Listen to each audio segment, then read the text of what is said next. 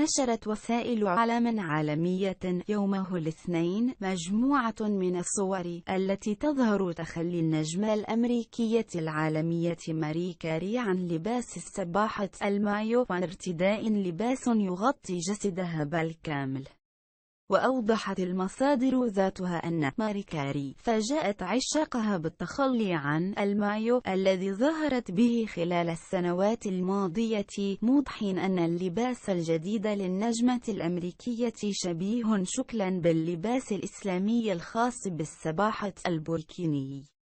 تجدر الإشارة إلى أن ماري كاري اعتادت خلال حفلاتها السابقة وأيضا بأغانيها المسجلة عن طريق الفيديو كليب الظهور بجسد نشبه عار، وظهورها بلباس يغطي جسدها بالكامل لأول مرة كان بمثابة مفاجأة لجميع عشاقها بالعالم.